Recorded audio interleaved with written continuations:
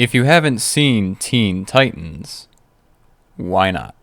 But if you have, I don't really need an introduction for Slade, one of the greatest antagonists in action cartoon history. The impression left by this manipulative mastermind villain was astounding. When you think of Teen Titans villains, you think of him. You think of how easily he was able to pull the strings of any young hero he chose. But a big question many still want answered to this day is, why? What was Slade's goal for manipulating young superheroes? Of his main appearances throughout 3 of the 5 seasons, the only one we get a clear answer for is Season 4. The first 2 seasons though, yes, his plans were revealed to have Robin and then Tara under his control, but why them specifically, and what were his next steps after taking control? To answer that, I'll be looking back at key moments from throughout the series. As well, I'll be drawing possible connections to Slade's comic portrayal and parallels to the Capes Crusader himself. Before going any further, let me address the elephant in the room. Deathstroke. Yes, I know, his name is Deathstroke the Terminator. That's his alias. The Teen Titans cartoon changed that to the less violent name, Slade. But both work when referring to this character, because Robin's big question throughout the show, who is Slade? Who is Slade? Who is Slade? Who is Slade? Who is Slade? Who is Slade? has quite the simple answer, really. Slade is Slade. His real name is Slade Wilson. No joke, he's just going around using his first name. Because it's a badass first name. Robin, how did you not figure this out? How many people do you know with Slade as their first name? A quick Google search would have saved you so much trouble. When there's trouble, you know who to call. It's fucking Google. Okay, enough of that. Just know that I'm going to be referring to him as Slade throughout the video, like we're buddies on a first name basis. Why the hell do you call me Slade? Slade. like you're my friend or something? Who the Duck. do you think you are? When seeking answers, surprisingly, Season 1 is the one with the most material to form theories on. You'd think big motives would become more clear with more appearances, but the first season is the one with the most thought-provoking moves from Slade. It almost makes me want to work backwards to find these answers. But I'll just go through each of his appearances in chronological order to point out big things worth noting. This brings us all the way to the first episode.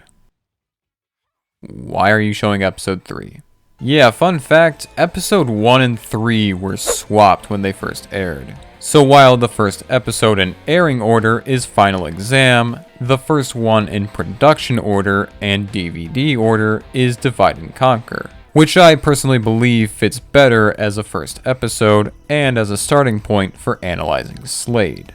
We see that this is his first attack on Jump City, one where he employs lower intelligent villains to do more calculated plans. Cinderblock, for instance, is a brutish rock monster, but now he's breaking into prison to retrieve Plasmus? Then the two are out executing other plans in separate parts of the city? If anything, this was Slade's first hint to the Titans to expect much more from a new mastermind in town. Or maybe not, since he reacts in anger like the plan was a failure? What, was he disappointed that Cinderblock and Plasmus got apprehended? I guess, considering he'd go on to use others to get the Titans' attention, like the Hive Trio and Thunder and Lightning. And then he said, screw it, give me some robots. But there was also his last line in the episode that really stood out. Next time my plans will succeed, and the Titans will pay. So 1, his plan here did fail? And 2, this indicates Slade has some kind of pre-established vendetta against the Titans. But what could that be when episode 4 reveals that Slade and the Titans had never even met face to face until the events of said episode? Either the Teen Titans had wronged something or someone close to Slade, or someone close to the Titans wronged Slade, or something close to him. And before we move on, there is also the possibility that this last line of his at the end was a remnant from a scrapped idea for Slade's role or motive in the series, since this was the first episode produced, but I don't know, just something to keep in mind. Now, Slade playing this mastermind role might come off as a bit of a departure from the comics, where he's a near unstoppable mercenary who obliterates anyone in his way. But let's take a second to go through Slade's comic origins. Slade was a great soldier in the US Army who was then made into a super soldier with enhanced strength, speed, durability, regeneration, and intellect. So while yes, he is a Terminator, his original name even said so, he's also a master strategist with experience in military warfare. Slade being able to take on the role of a villainous mastermind is still within the realm of his character, and is even backed up by some of his comic book methods of attacking targets and completing his merc contracts. We'll get more into that later. For now, just know that while Slade can typically be a head-on assassin, he can also be someone who formulates detailed plans that slowly lead to the elimination of his prey. After this episode, each following assault and appearance from Slade are done with the purpose of slowly presenting himself to the Titans, showing what he's capable of, how urgent it is to stop him, and use all of that to cement himself in the minds of the Titans. Or, more specifically, Robin. Final exam. Slade hired the Hive not because he knew they'd succeed in destroying the Titans, but because he knew their assault would be scarring enough to leave the Titans asking, who is Slade? Forces of nature. Slade somehow learned to use Thunder and Lightning's power to create this fire monster capable of destroying the city. While questionable as to what the hell this was, the purpose was to tell the Titans that Slade is capable of destroying the city at any time, making him a high priority threat. Mask. Slade set up a bullshit heist for 3 chips because he anticipated Robin would use that to try and get closer to Slade. Think about that. Slade knew he got Robin to obsess over him so much that he could get Robin to create a villain alter ego for the purpose of collecting those chips for him in exchange for Slade's plans. Slade knows Robin inside and out. He knows how to get into his head and make him dance like a puppet. That makes it all the more interesting because they never met until Slade was already going through with his plan of making Robin his apprentice. How could Slade have known so much about Robin and how to play him if they never met? Could it be that Slade gathered this from patterns with another hero close to Robin? That's actually more likely than you might think. But yeah, this episode had Slade test Robin to see how low he'd stoop, to watch Robin become something he stands against, to convince Robin that he and Slade are more alike than Robin would care to admit. And they even face off with Slade saving Robin's life, telling him, I'm not through with you. And no, he wasn't. The season finale had Slade play the role of bad guy of the week, calling the Titans to tell them of his latest plan to stop time. A cliche plan that seems very dumb and pointless, but because that was the whole point. Play the role of another madman to lure in the Titans, and follow through by getting Robin alone and injecting the others with microprobes. Even with probes in them, they'll never stoop to Slade's level, but Slade never expected them to. This was all to take control of Robin. The whole time, Slade slowly led Robin to a position where he'd be left with no choice but to serve Slade or watch his friends die. And now, Slade has an apprentice. So Slade brought Robin to the dark side. But why? He wants the Titans to pay, right?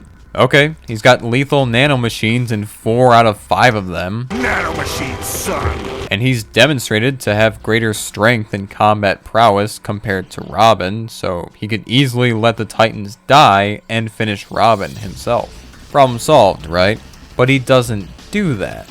Maybe keeping Robin away from his team is his way of making them pay? Maybe forcing their leader into a life of crime is payback?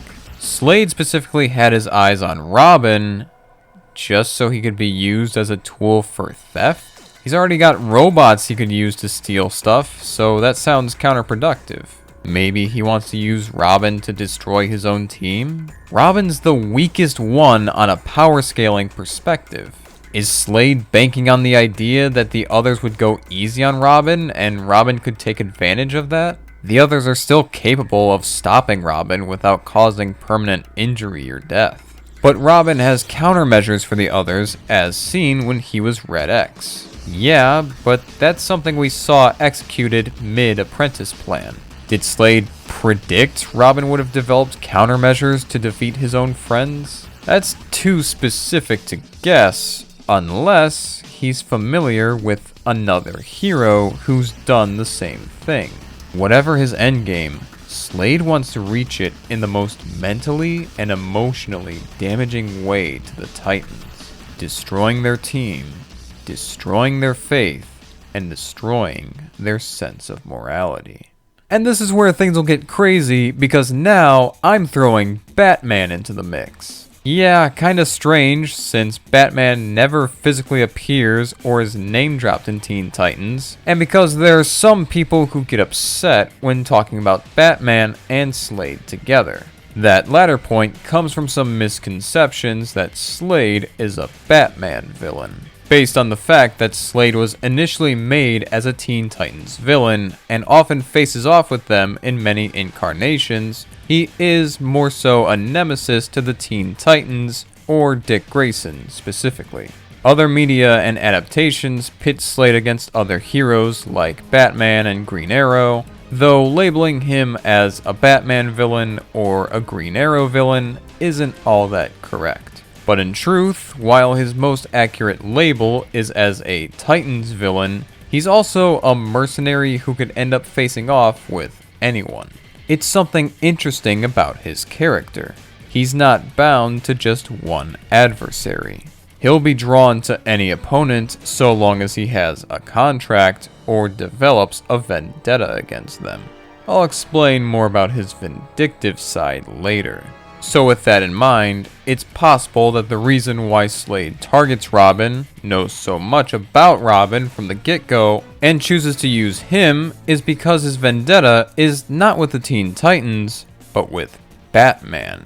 I know, it seems like quite the jump, but not when you really stop and think about what Slade does, what he knows, and how the show's writers and producers wrote Slade. Again, this show had a strict rule not to use Batman, both to tell their own stories, and because that would probably land them in licensing hell. But with that in mind, a lot of Batman's qualities were given to Robin, both because he's Batman's former sidekick and has his role in his own team. But with a very Batman-like Robin, that allows villains who know Batman to use their knowledge on the Dark Knight against Robin and get a similar effect. After all, if they are this similar, it makes understanding the enemy all the easier. So can we assume Slade knows Batman? Actually, yes. His whole apprentice scheme is like he's turning Robin back into a sidekick, like he knows that's how Robin started. Slade tells Robin he could be like a father to him, almost like he knows of the fate of Robin's true father, or who Robin's surrogate father is. Hell, he has Robin attempt a robbery on Wayne Enterprises. I feel like that one's a bit too on the nose to be a coincidence. But that also implies Slade knows Batman's identity. Now, this is all speculation, but there are some details we definitely know when it comes to the conception of this adaptation of Slade. In a featurette for the first season, the production crew labeled Slade as a dark parental figure to Robin. Again, that's interesting when thinking back to who Robin's current parental figure is. It's like the Batman elements they wanted to add weren't solely allocated to Robin. Some were given to Slade. Yes, Batman and Slade already have a lot in common, like when it comes to battle tactics, combat expertise, intelligence, and some parts of their arsenals. But here, it feels like they added onto that to say, if we can't use Batman, we'll make an anti-Batman. Slade's powers don't compare to the other Titans, so he takes a more calculated approach. If he can't destroy the Titans head-on, he'll use his time and resources to study his enemies and find the best way to defeat them. That's quite similar to Batman. When outmatched, he'll study his opponents and come back with a new tactic to save the day. And back to the father figure point, Batman was the one who took Dick Grayson in after his parents were killed. Batman was someone who understood Dick Payne.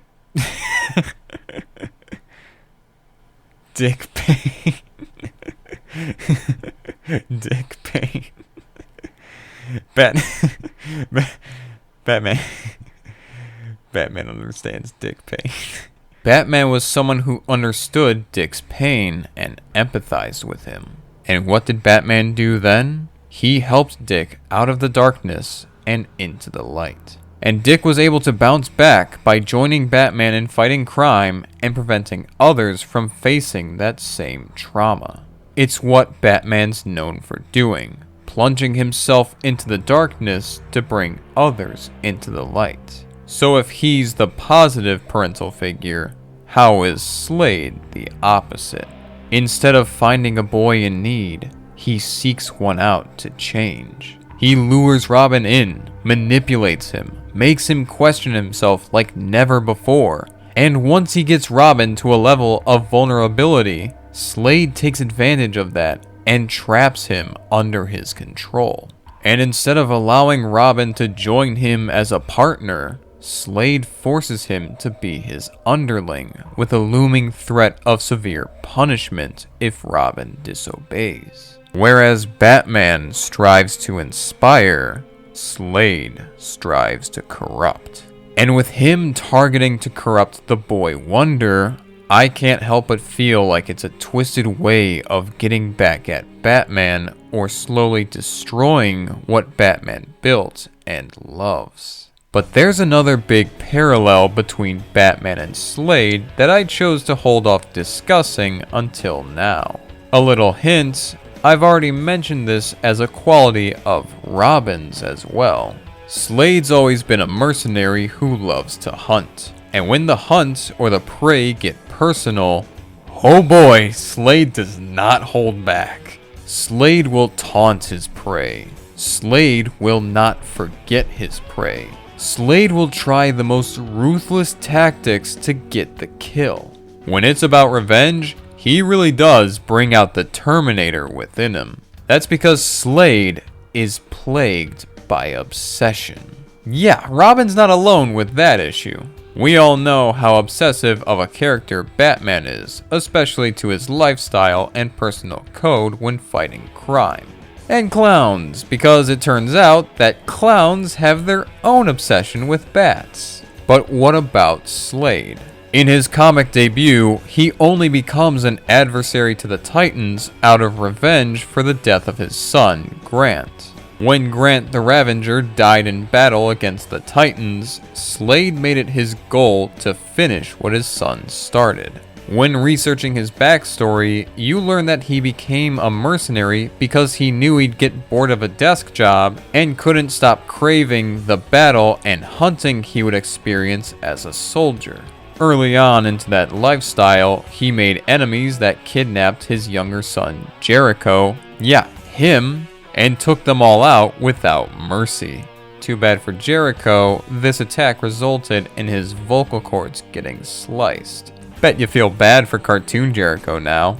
Now, it's unknown if this next comic series was influenced by Teen Titans Slade in any way based on timing, but it's also possible they were being made around the same time and drew some of the same ideas and inspirations for their versions of Slade. The series I'm referring to is DC's Identity Crisis. In this comic series, Slade was a bodyguard for Dr. Light, the one and only, and had to face off against members of the Justice League.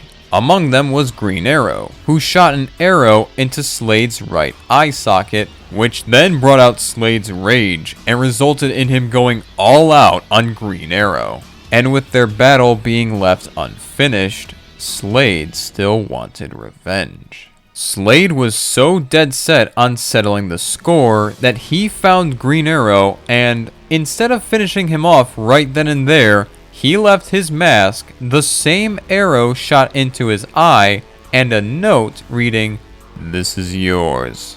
We're not done." The dude wasn't even after Green Arrow until one triggering action. Slade's got a new vendetta, but isn't satisfied with simple revenge. He wants to toy with his target and strike his way on his terms. As for Teen Titans, the producers doubled down on this idea, saying Slade's obsession is his greatest strength and his greatest weakness. His obsession got him so far in corrupting Robin, but when Robin rebelled and gave himself the same probes as the other Titans, it was Slade's obsession that, in the end, led to him giving up control as to not lose Robin. New deal, Slade. If I lose my friends, you lose your apprentices, and I know how you hate to lose. Also, apparently when casting for Slade's voice, Ron Perlman was chosen because he's known for playing characters who you wouldn't think of as sexy. Ron Perlman. There's an actor who has made a career of playing characters who are evil, ugly, what you would not think of as sexy. Ouch. Okay, who's typing in the comments about that episode? But when talking about this almost Batman level of obsession Slade harbors, nothing shows the lengths he'll take more than the comic storyline that was the basis for Teen Titans Season 2. That being the Judas contract, aka the Terra arc. I'm thinking I might have to take a little intermission here. There's one infamous aspect about the Judas Contract comics that I feel like I have to mention. If I don't, I feel like someone else will, and that might give the wrong impression on the character of Slade, so there's no easy way to sugarcoat this. Slade slept with Terra. Now, if you actually look deeper into the comics, you'll realize that it's not all that black and white. I hope you guys don't mind, but I'll have to leave those details for a little bit later in the video when I compare and contrast the Judas Contract and Teen Titans Season 2. But even if this comic continuity of Slade slept with a minor, that doesn't automatically mean that all other versions of Slade are also like that. Look at Teen Titans, for example. Sure, there are some moments, like the scene of Terra devoting herself to Slade like a marriage, and the very predatory, not that type of predator, pursuit of Raven in Birthmark, but I seriously doubt those were done to imply any predatory features in that other way. Unlike the Judas Contract comics, there's nothing explicit to suggest this. Because of Slade being this evil adult in this show about teen superheroes, some moments and storylines were made to project a tone of minor luring. Not to make him in universe a literal child predator, but to have the audience draw parallels to real life and realize that adults like this in the real world are to be avoided, and you should do your part in keeping others from falling for their schemes. Think like how the episode Overdrive has Cyborg install a new computer chip in his brain and adopts an over-reliance on it. In the real world, we don't typically see people putting computer chips in our brains, but we can see people do something similar by abusing stimulants or performance enhancers. These stories typically take problems we can see in everyday life and raise them to a superhero or superhuman playing field. And even then, in-universe, the quote-unquote marriage scene was done to show how serious Tara was to devoting herself to Slade and the destruction of the Teen Titans, and the events of Birthmark were Slade's ways of slowly getting under Raven's skin, knowing she repressed so much emotion and denied her prophecy, until getting her to feel like there was no hope and no escape from her destiny. If you don't like Judas' contract, Slade, that's fine. But don't let that be your only reason to say all versions of Slade are bad or unlikable. Okay, now that we got that tangent out of the way, Season 2.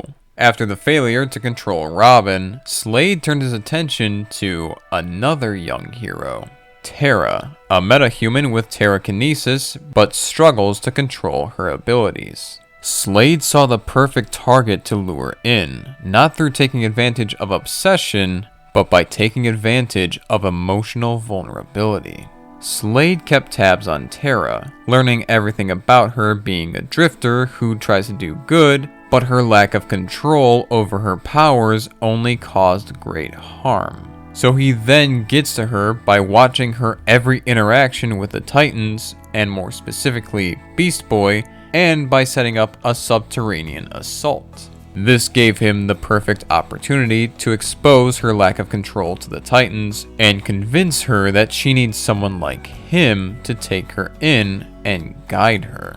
Yeah, he was there at the Titans' home listening to Beast Boy promise to keep Tara's lack of control a secret, and used all of this to make that apparent to the other Titans, something that would make Tara feel betrayed and end up running back to Slade.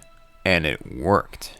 Tara later returns to the Titans with newly found mastery of her abilities and just in time for another subterranean attack by Slade. What, did the Titans think Slade had some strange new obsession with underground missions? Did they think he wanted to become a ground-type gym leader or an earthbender or something?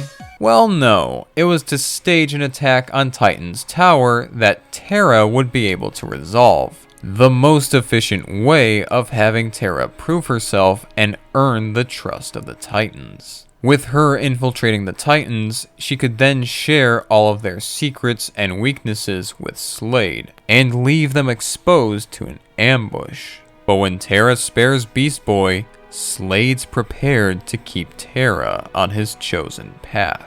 He follows them, making Tara fear getting discovered. He sees just how open they are with each other, and then he steps in before Tara can to unveil her secrets. Instead of letting Tara be honest about her circumstance, Slade takes control of the situation. He knows if he revealed everything, it would make Tara look worse and leave her best friend with no remorse for her. This was exactly what Slade needed to bounce back from Tara's failure and ensure she'd have a great vendetta of her own towards the Titans. Slade set Tara up to be in the most vulnerable state of her life, one where she believed Slade was the only ally she had left and would gladly devote herself to their shared desire for vengeance. Now, he has a merciless tool that's driven by heavy determination, one that knows the Titans inside and out. One with the power that can match or even exceed the Titans. And one that was so blindsided by rage, she ended up giving up full control of her whole body to Slade.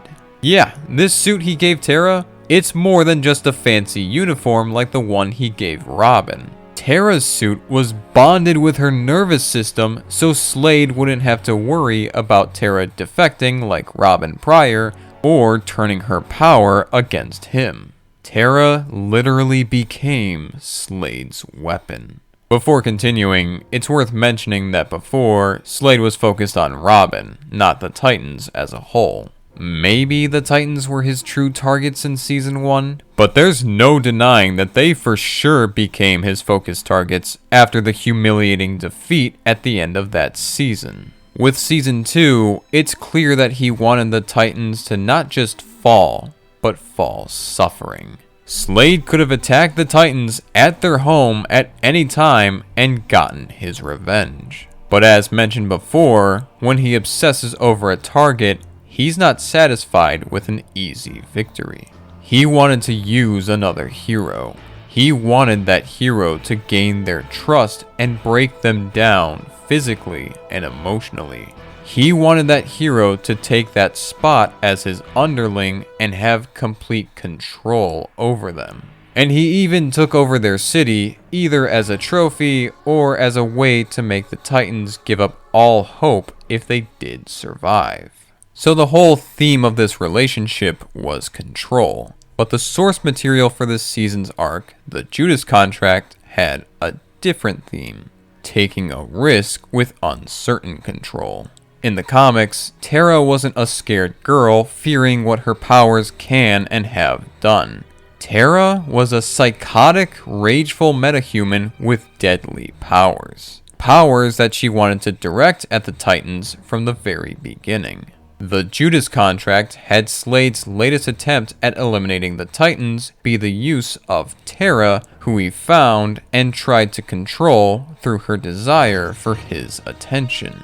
Yeah, Slade slept with her here, but she was the one who wanted it, and he only indulged as he worried refusing her would cause her to turn on him. Tara was like a mad dog Slade found and had to cautiously care for, otherwise it would go wild and tear him apart. But Slade, despite developing doubts on this plan, was obsessed and took that risk anyway so he could have a spy join the Teen Titans and eagerly destroy them at his command. As for the ways both stories end, the comic saw Slade call off Tara after he saw his son Jericho come to save the Titans. This caused Tara to go ballistic and turn on Slade. Going so crazy with her powers, she nearly sunk Slade in lava and ended up killing herself in her own rampage. In the show, even with Slade having full control over Tara, supporting words from Beast Boy helped her gain the strength to fight back against Slade's control. Without Slade's control over Tara, she was able to fight back and foil his plans and his life, but she lost the stability he gave her.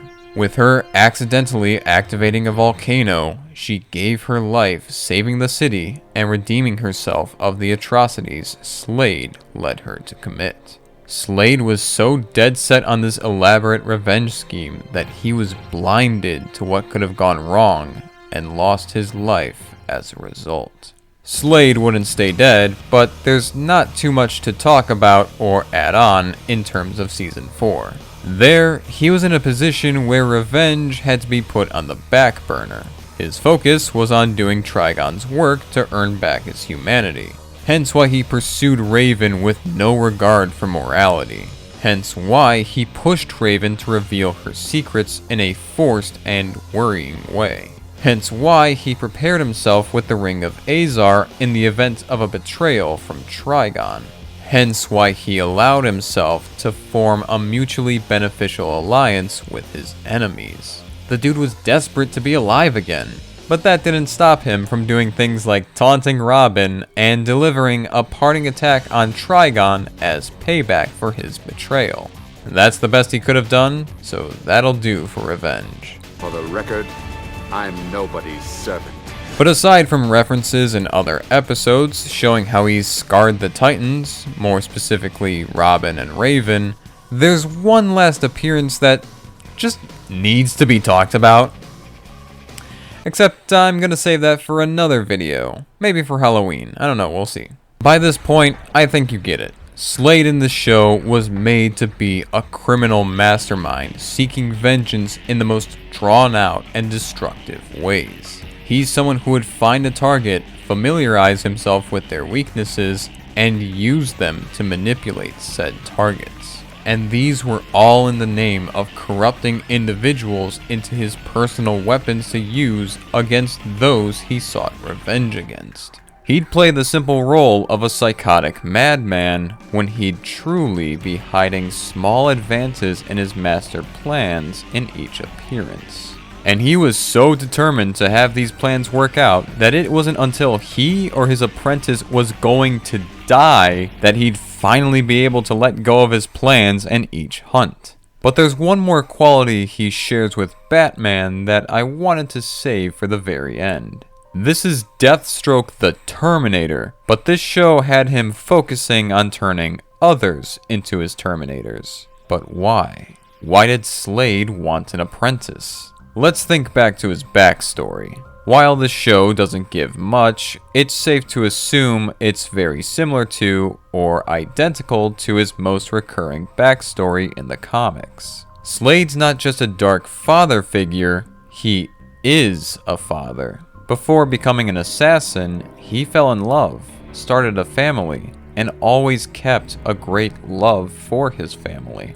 Unfortunately, he also loved his line of work, a calling that put his loved ones in danger. His oldest son died a supervillain, his youngest sustained permanent damage to his vocal cords, and his wife became so disgusted by him, she shot his right eye out. If you didn't know why he was one-eyed before, now you do.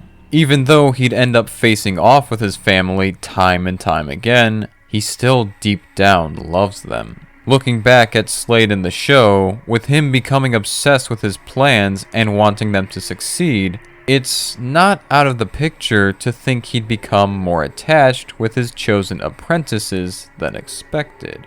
When Slade told Robin he could be like a father to Robin, maybe that wasn't just him taunting Robin. Maybe there was a part of him that truly meant it. Maybe less so with Tara because of how he literally dehumanized her, but with Robin, there may have been something there. In the end, much like Robin's mentor, Slade's a man who lost his family and dedicates his life to his new personal missions. But because of those losses, both are left to live lonely, wishing things could have gone differently. They want their families back. They want someone by them again, but their personal dedications end up hindering them. More often with Slade because he can't shake his malicious nature. There's one big difference between me and Slade. He doesn't have any friends. If you couldn't tell, I had so much fun researching for this video. I got to rewatch one of my all-time favorite action cartoons and get a better understanding of the origins and characteristics of one of my all-time favorite DC villains. I hope this video helped you learn more about Slade, or maybe see him in a new perspective. If you enjoyed it, let me know in the comments, and share this video with other Teen Titans fans, or fans interested in Slade/Deathstroke. And again, if this video does well, I'd love to make a follow-up covering the brilliance of the episode Haunted.